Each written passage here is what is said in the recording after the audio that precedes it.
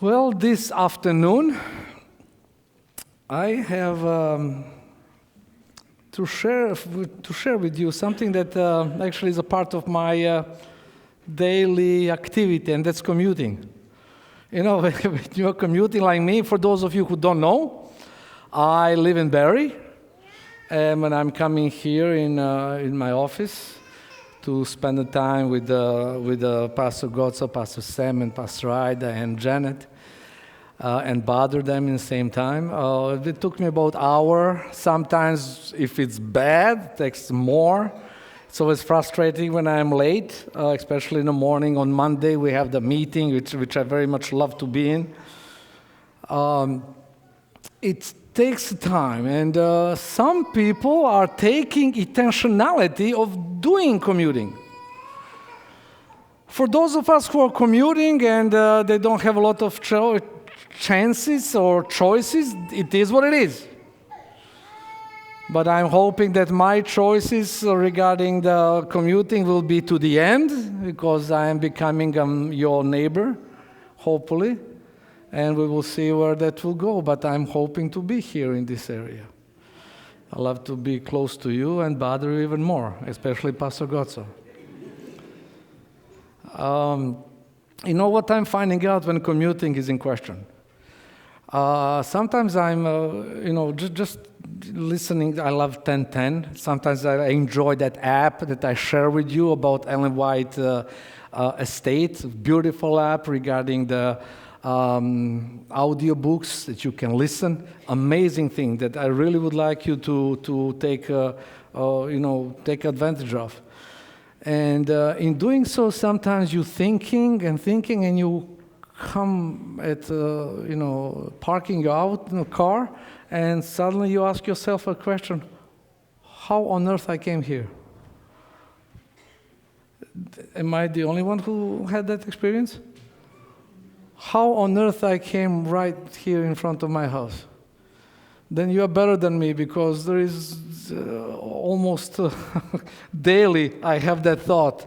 Suddenly, obviously my brain is on autopilot, where I didn't break no traffic rules, just for you to know.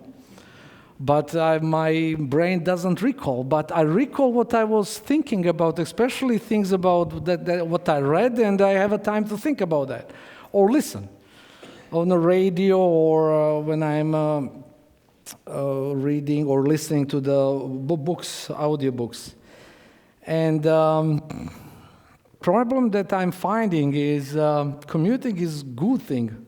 For some people, odd thing. But all in all, has some activity to it, has a purpose to it.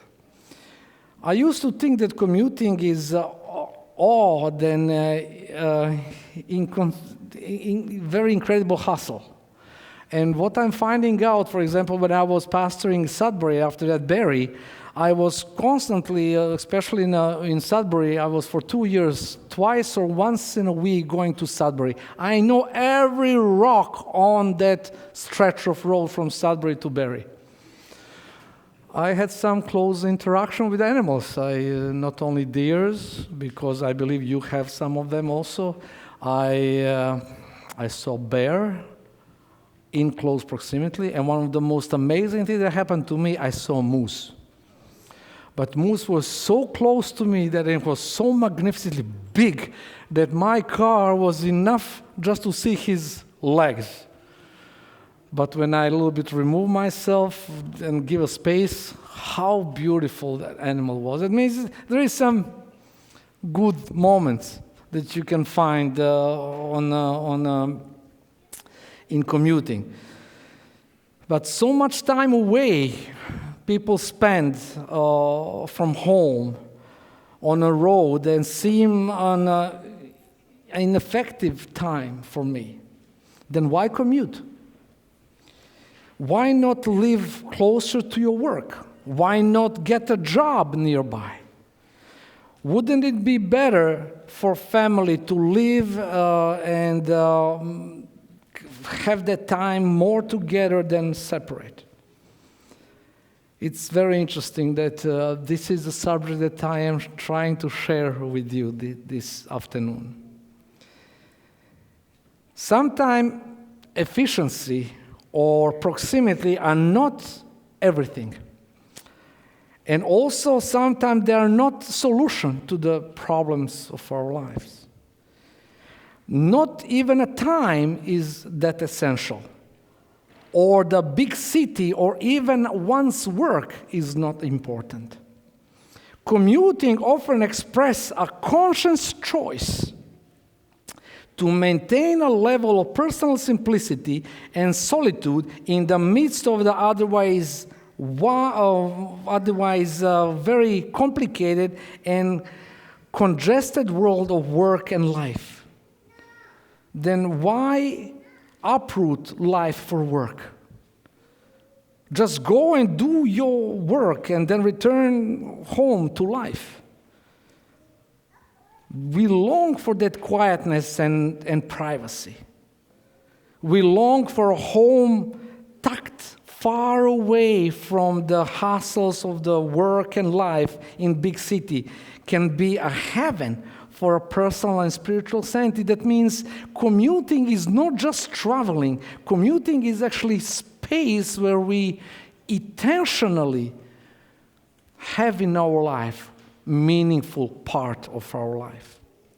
And that's what I would like to talk to you about, because there is one person who intentionally, emphasis on intentionally, brought in his life commuting as the tool to manage two extremes, two needs in his life: his spirituality and need for a relationship with God, and his work that was given to him to do. And I love that about this person. His name is David. I know that you know him. One of the very important actors, very important characters in the Bible. And I learned a lot from that man. And on the other way, I need to tell you that David was a commuter. Scripture tells us that when he came to the palace as the Saul's personal music therapist, he did not get an apartment to stay there. He actually did something very interesting. When we observe the interaction or the process of how the events happen, we need to start with chapter 16. In chapter 16, we saw Saul coming with his horn to anoint one of the sons in the house of Jesse. And out of all of his sons, he came and he was told to anoint that youngest one in a family called David. He did it. But as the chapter 16 goes, we saw something very interesting there, that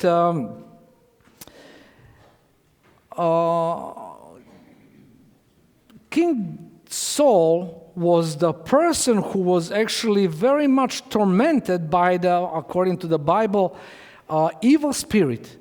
And he was thrown into the fits of rage, through anger, to the point that he disrupted the functionality of the court. And one of his people on the court said, "Listen, king, there is this young man who has unbelievable gift with a harp. He knows how to pull the strings to provoke really nice melodies and give a peace.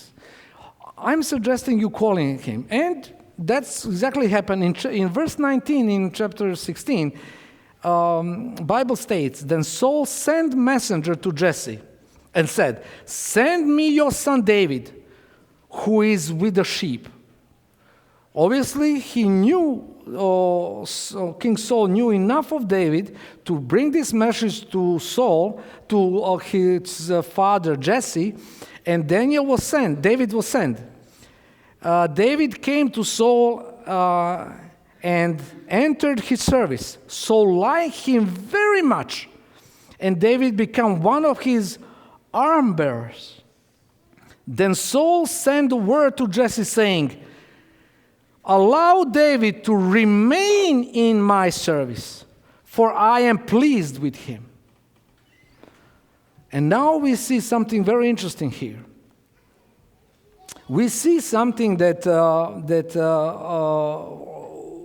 shows David's interest and priorities, where his heart and mind were.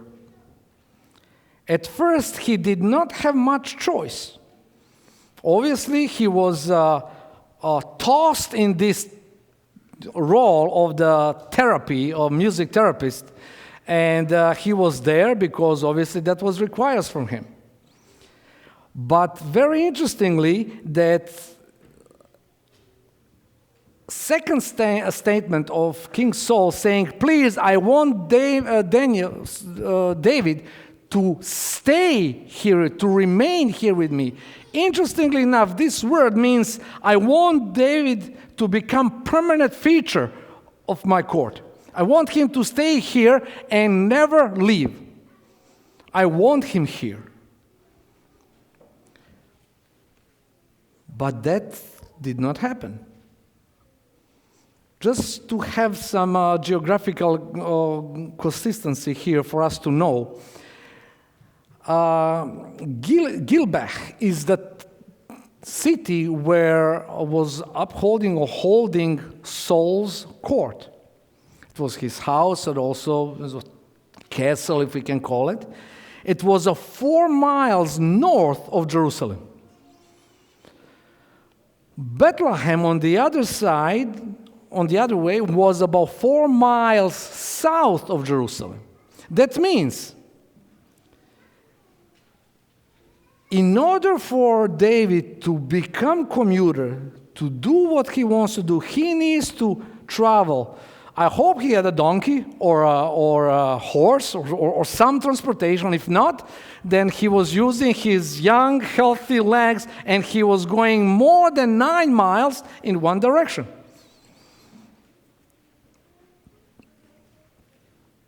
It was no easy to commute for David following a rugged countryside road on foot. It was 9+ miles road for his to his home where he was aching to be. Question that I then ask myself is this: why did David put himself through this obvious waste of time and resources? Why would he do that?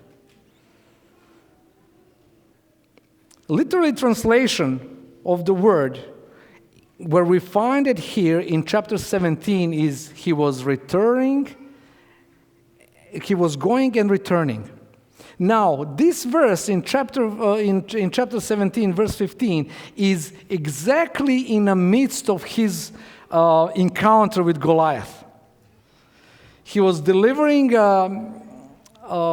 food to his brothers, and verse 15 states, verse 15 said, but David went back and forth from Saul to tend to the father's sheep in Bethlehem. This expression, coming and returning, going and returning, it gives suggestion of continuous action. I have feeling there is more to the physical motion here or movement. These movements not only represent physical, but David's heart conditioning he was in, his state of mind. He was going to Saul, but returning to his sheep.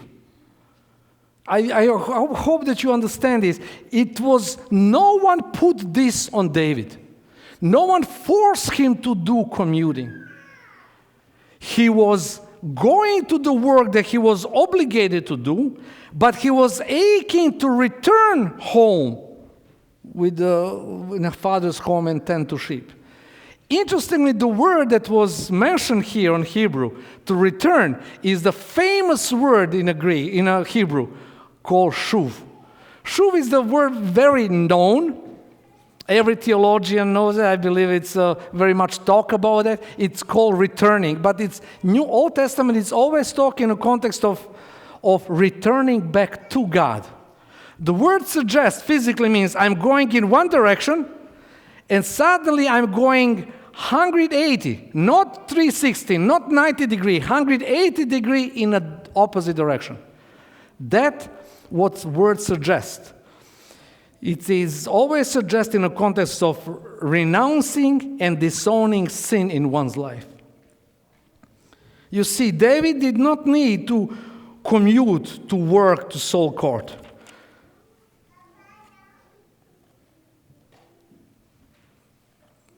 He was very much accepted in Saul's court. Saul wants him to be permanent feature, to stand in his court, to continue to be adored and to abide there.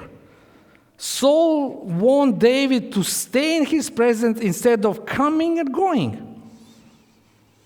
And I got a feeling that all this commuting is a David idea. Father did not force him. King Saul did not force him. This idea of commuting came from David. Why?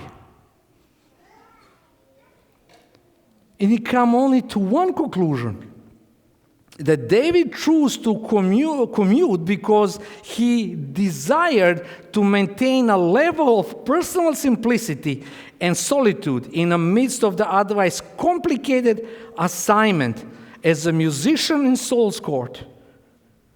He longed for a privacy of outdoors, privacy of thinking, praying, singing. I can just envision David in the outdoors with the sheep where he was. Remember what chapter 17 described, that he was actually interacting with the lions.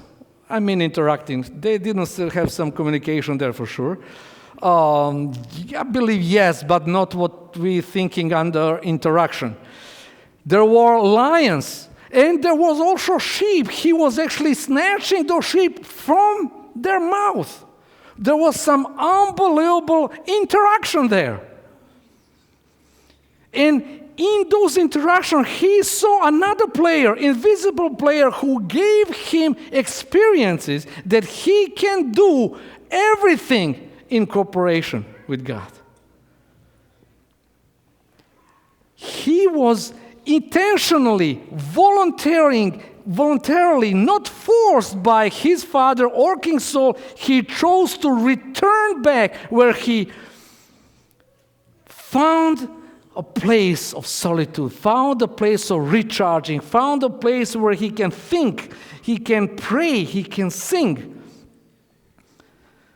Caring for a sheep was a tack away from a hustle and confusion of his new work. There is a big contrast in a David's mind. We have on one side Saul's court, and on the other side he has a place where he, with all heart, returned to its nature, where he saw God, when he had experience with Him. It's a big contrast, especially when I was returning back home after who knows how many years, first time, and I got situated here. I got Canadianized. I don't know if that's the right word, but that's what happened. And I returned home and I see how they live, how my family live now, comparing to what I have. It's like, I want to return home. That was my home. But now, this become my home. I want to always return back here because, first of all, my wife is here, my children is here. I have 24 years of living in Canada. And that is my place. On larger scale, if I can choose between those two extremes, I will really always come to Canada. But on a smaller scale, where is my commuting today? Is there any place in my life that I will rather coming home voluntarily, intentionally? But you know what? If we were David's people who work with him on Saul's court, or just live in his vicinity, we will say, David, good for you. You are in an unbelievable good place. You are in a place where there are shakers and movers. You are in a place of affluence, distinction, opportunity, and ease. Good for you. We can tap him on the shoulder and saying, wow, you did well, David, for yourself. But if you ask David, would you just imagine what would he think? For David, the court, Saul court, was unforgettably painful. For him, contrast was beyond material.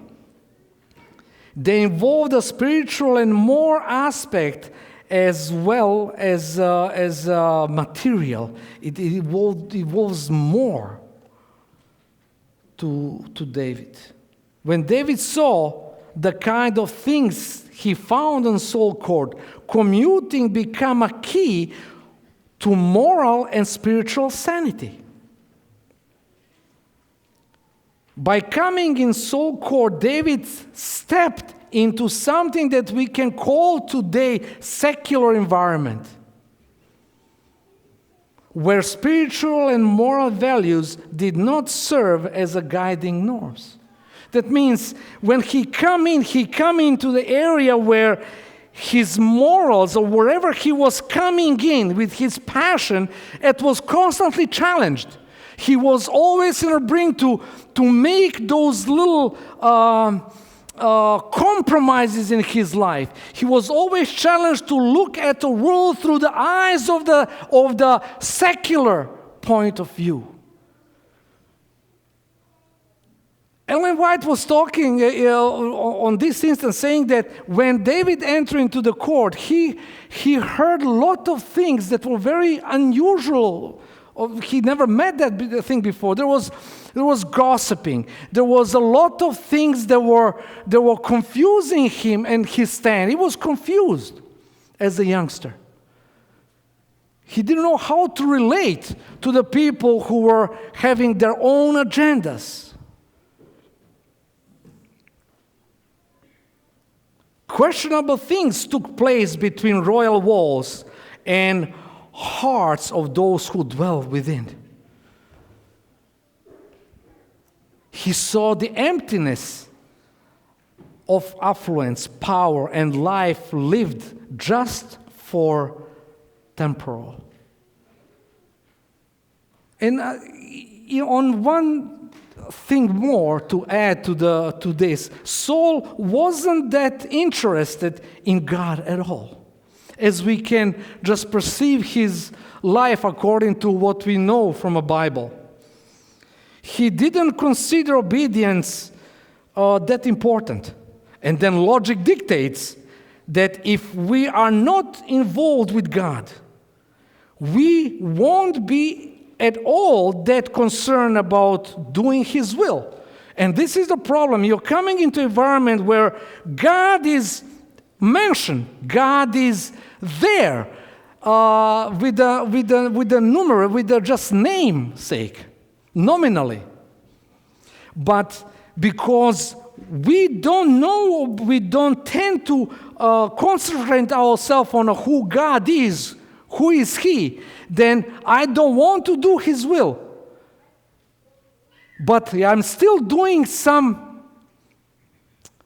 works that reflects my faith in God. On this side, David coming in a place where He saw who God is. He's passionate about what he saw that God is all about. And he come here and he just charged his battery. He remembered those places where he snatched that lamb from that lion. On the other place, he remembered the tree where he was fighting a bear.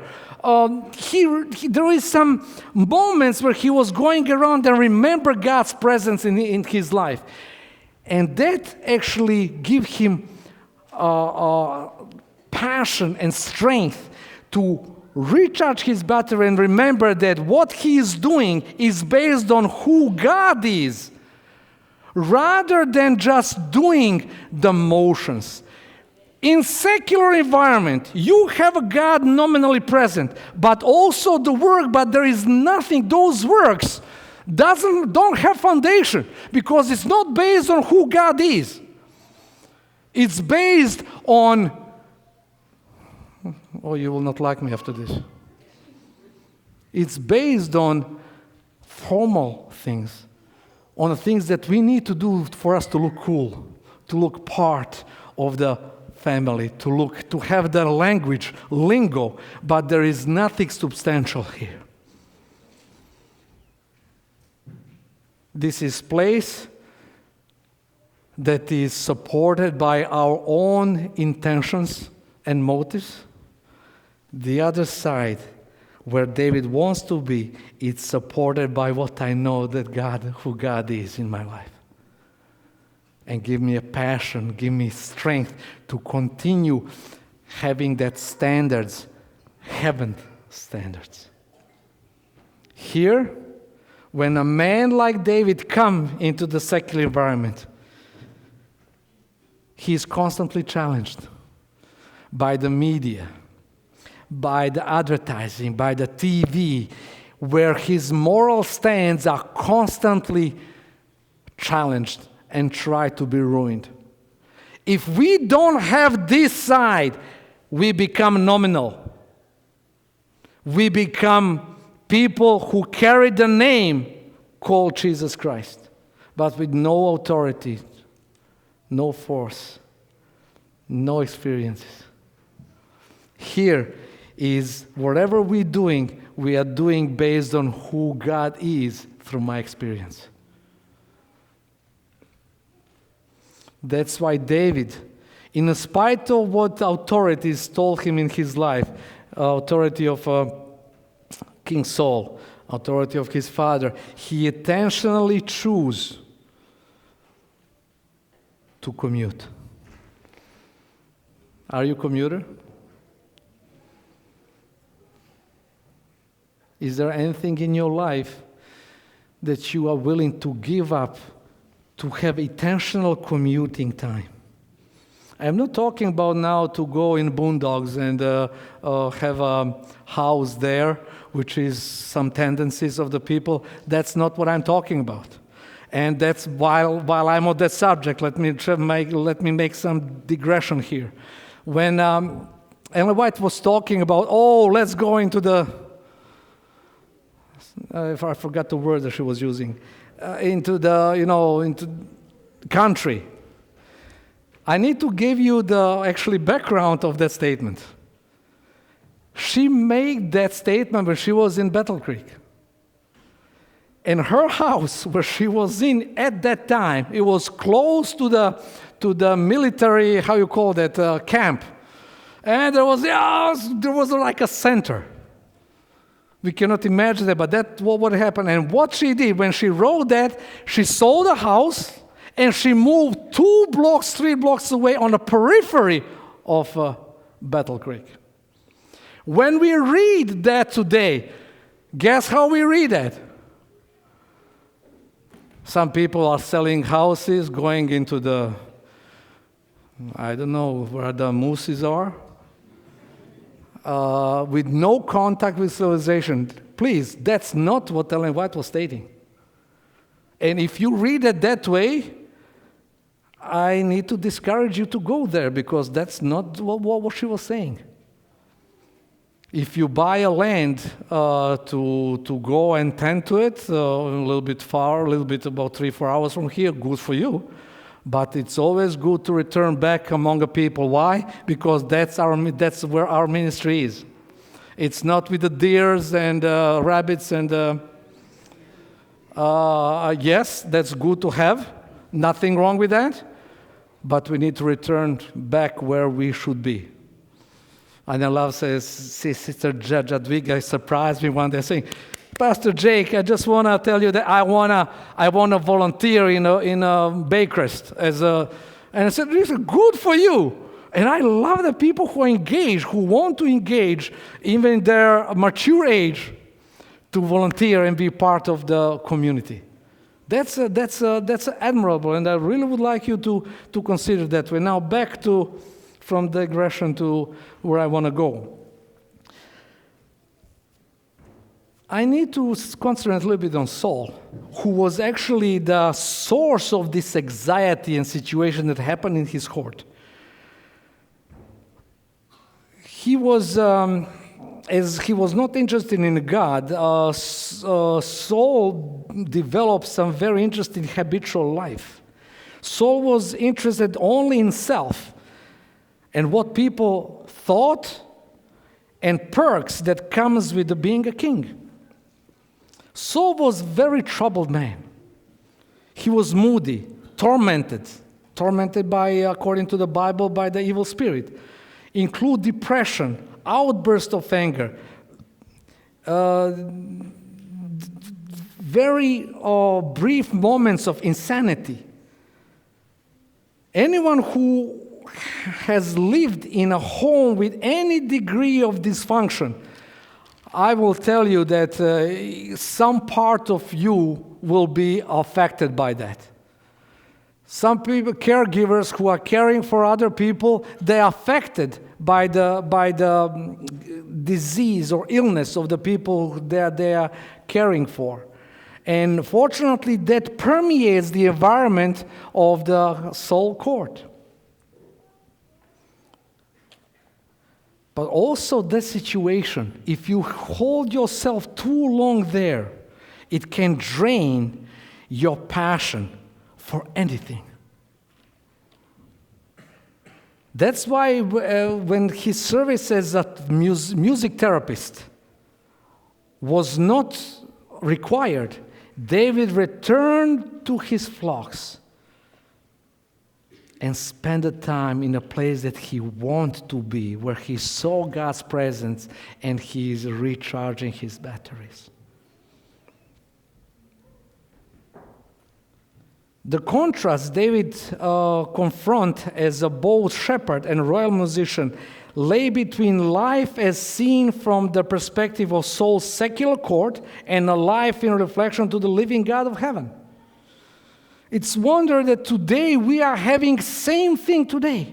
Nothing changed. No one can keep up the kind of seesaw and schizophrenic routine David experienced. No one can do that on a long run and not to be affected. This causing them to stop for a moment and consider difference in respect to the lifestyle and values and priorities. Such a contrast and tensions provide an unparalleled opportunity for moral and spiritual reflection. And this is what Satan don't want us to have. He will say, Jake, you know what? Do what you do. Come on a Sabbath. Give a tithe. Even be on choir. Be on Advent of Bell. Okay. Bell of Advent, Bell Advent, whatever. I forget their name. Be there, be part of the church, but guess what? Don't go here. You don't need to know God, but do all the things that you are doing. Just don't reflect. Don't have a time where you will stop for me and say, Jake, where are you going? You know that when you stay with yourself, when you are with that proper thoughts, when you come to the point and say, hey, where my life is going? Is this where I should be? We don't have this. Why? Because here is a busyness. Here is where Satan wants us to be. Don't go anywhere from here. Don't reflect. Don't think about your life. Don't change. And that's why mine and your life becomes autopilot. You just switch it off. Just switch it on and just go. Making decision that reflects the standards of the community that we live in. And we're making decisions that are sometimes very questionable as the people who believe there is a God in heaven. Reflecting is important part of our daily spiritual routine. This reflection ultimately leads towards moral and spiritual choices. At some point, one must choose. We need to choose. That's our functionality. That's our being. That's request of who we are as human beings. Moral and spiritual equilibrium does not allow one to halt between two options indefinitely. We cannot do that. It's not given to us. Something will give away. You know how easy this? It starts with the small things. Let me bring you some history here. In a time of the first centuries, when Christianity was so powerful that Satan was attacking them from outside, church was holding strong. After all persecution and everything, they are still holding strong. When Christianity was introduced as a legal religion, then something happened. Then Satan said, you know what? I can't destroy them from outside. He said, let me join them. Let me destroy them from inside. And this is a small thing.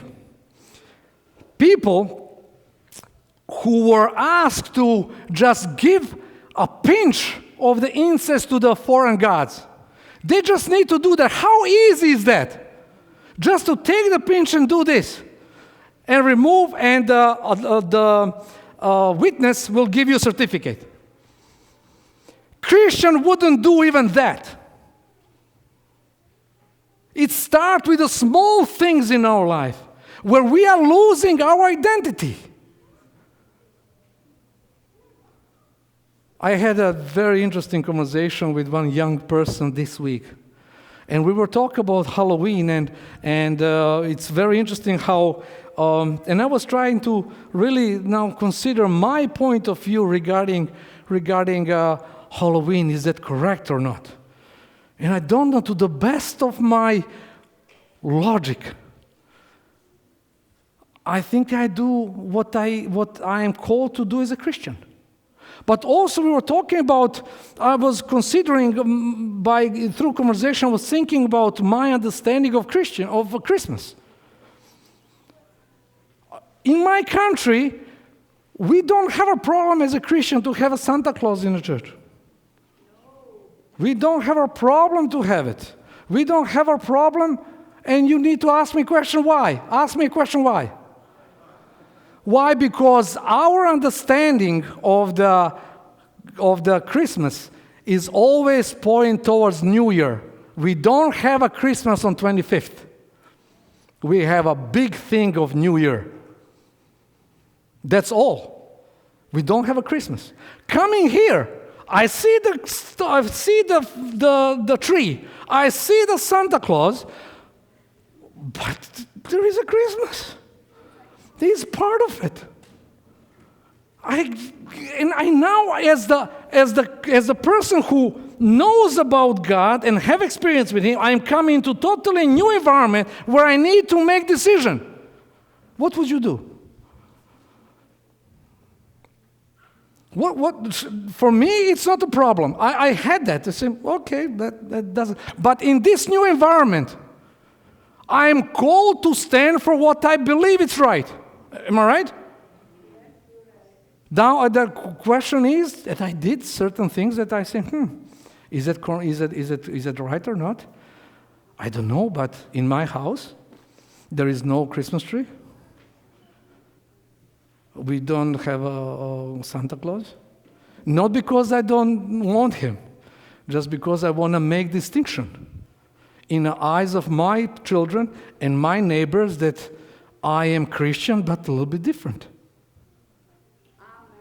Amen. Is that, and I just wonder, guys, I'm talking about it because I know that you have a same problem in your life. Maybe not same as I, but you will have it. You will make these little choices that makes you Christian.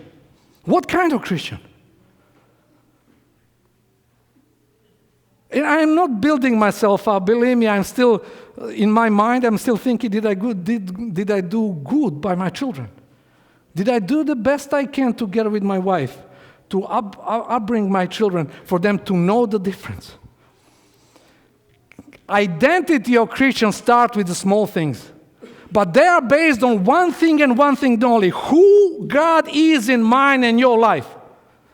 If that is not foundation of my Christianity, then I am here with no footing, doing something that I don't know what I'm doing for.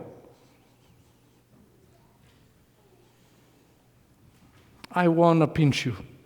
I really want you to leave from here with the thinking, hey, is this what Christianity is? Am I doing the right thing? Do I have my commuting done properly? That's why David commute was not just a practical thing to do or something he had to do. It was something he wanted to do. Because he already had a passion for God and sought to keep that overflowing. He didn't want to put a cap to it. He wants to have that as a part of his life. His passion for God then led him to serve as a time management tool. That means his passion was determining his moral values, his principle, his identity. His passion for God gave him unbelievable strength of character in things like with Goliath. Things of beginning of his ministry as a king. Give him authority like no other king. And that's why if you want to take something from this little get-together of ours, then take this from David Commute. David Commute called to new intimacy with God. God is calling you, Jake, where are you? I know my things with you in the past, but I don't see you no more. Where are you? Then if passion is my ultimate time management tool, how I am spending my time? If the passion for God is ultimate time management tool, what does my day look like or week look like? If the passion is the ultimate time management tool, is it spent mostly in the royal courts of this world? Or with God? Am I a commuter? Or have I only gone out into the world not to ever return back?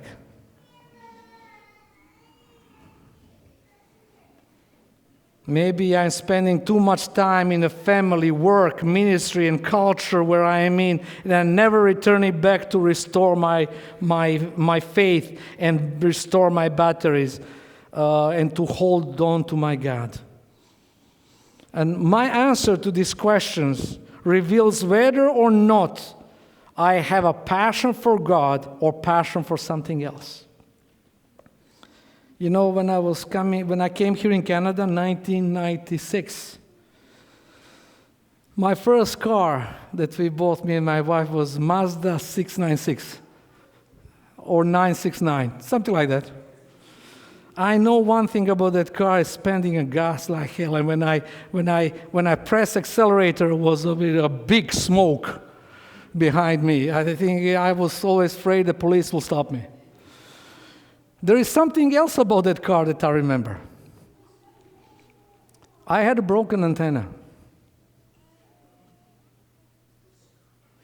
And because of that, I can only catch AM stations, 1010 and 680. I can tell you one thing, that I'm finding my life exactly living, my spiritual life living on as a broken antenna today. I can catch only local stations without looking at the station that God is asking me, wanting me to establish connection with. I really implore you to think, because you know the time that we live in. I don't need to tell you about what's happening in the world. It's good to be part of the royal courts. Imagine you are employed by the Prime Minister's office or President of the United States. Okay, I'm scratching that. No. It's not good. But imagine that, or being employed by the almighty, awesome God who said on the cross, I love you this much. That antenna is broken, and we are not hearing that very often.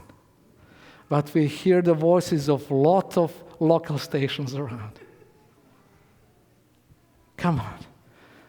We need to choose ourselves. We need to have that reflectiveness within us to know where we're standing. Are you with me, guys? Because this is a time that we need to choose properly. And here we are. I am asking God to never let go of my heart. But I'm also asking to never let go of your heart and give you, pinch you, do everything He needs in order to tell you that we need always to find our commuting habits that will hold to the gravity of God's character in our lives. Other than that, my dear brothers and sisters and friends, we lost who we are. We don't know who we are. And that's a terrifying thought. I don't want to play the game where I am not who I'm supposed to be. World today is hating Christianity because the way how we portray ourselves. But also there is other blames to do. But I believe that we as a Christian, I'm not talking about Seventh-day Adventists, talking about Christendom at large. We need to return back to that reflectiveness. And when we come to the king's court of this country, of this world, we need to know that we stand on the promises of God. Are you ready? God is calling you to do so. Amen.